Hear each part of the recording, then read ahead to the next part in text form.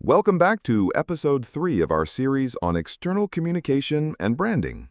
If you've been following along, we've covered the foundation of external communication and how to build a strong brand voice and messaging framework.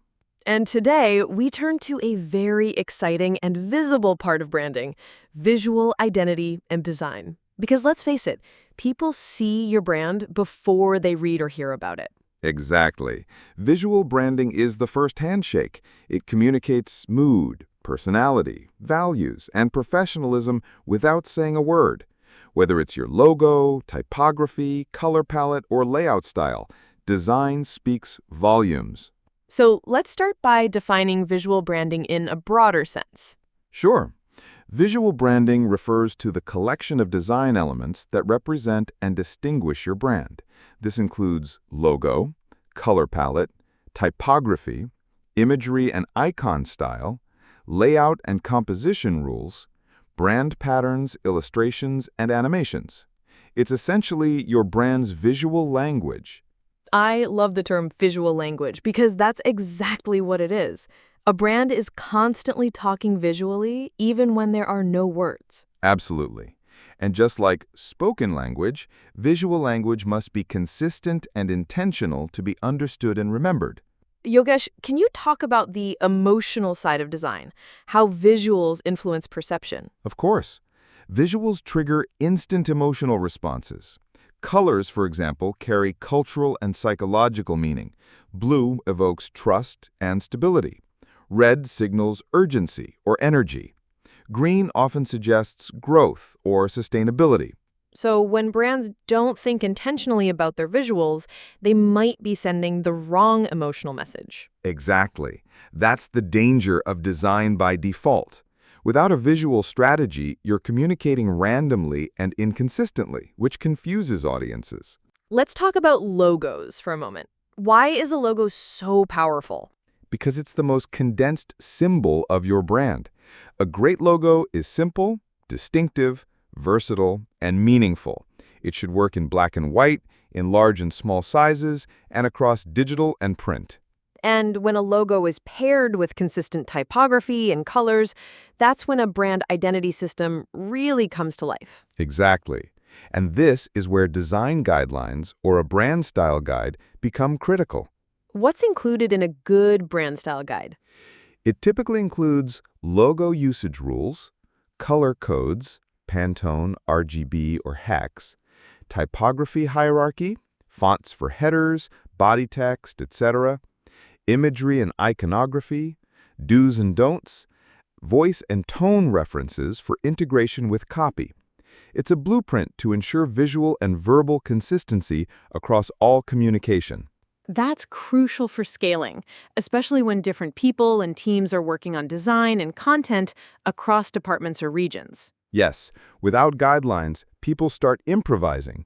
One team uses one font, another chooses a different shade of blue. Before you know it, your brand looks fragmented. So consistency builds recognition, and recognition builds trust, especially over time. That's right. Think of Coca-Cola. Their red, their typography, even their white ribbon, all instantly recognizable even without the word Coke. Or National Geographic's yellow rectangle. It's minimalist but powerful. It's an identity that transcends words. And visual branding isn't limited to logos and colors. Your website layout, your social media templates, your presentation slides, your email signatures, all of these contribute to your visual brand. Let's touch on digital branding. What's important to consider for visual branding in the digital age? Digital-first branding must be responsive. Your design must adapt across devices. Fast-loading, heavy imagery slows down UX. Accessible, color contrast, font sizes, alt text matter. And social media friendly. Your assets must look great in feed, story, and banner formats. Accessibility is such an important point. And often overlooked. Indeed, inclusive design isn't just ethical, it's smart business. If people can't read or navigate your content, they won't engage. Let's talk briefly about imagery. How do brands choose photos or illustrations that match their identity? Imagery should reflect your audience and values. If you're a youth-focused brand, you might use vibrant photography with diverse young people in action. A luxury brand might favor elegant, minimalist, high-resolution product shots with subtle lighting. So photography style is not random, it's curated and tied to emotion. Exactly. And consistency in visual tone, whether energetic or serene, builds a memorable visual personality. Before we wrap up, let's recap some pitfalls to avoid. Sure, here are 3 common ones. Inconsistency, different teams using different styles or colors. Lack of contrast, poor readability due to low contrast between text and background. Design trends over clarity, following the latest trend instead of focusing on clarity and brand fit. And one more, using stock images that feel generic or inauthentic. Great addition. Authentic visuals outperform staged ones, especially with today's audiences. So Yogesh, what can listeners do this week to sharpen their visual branding?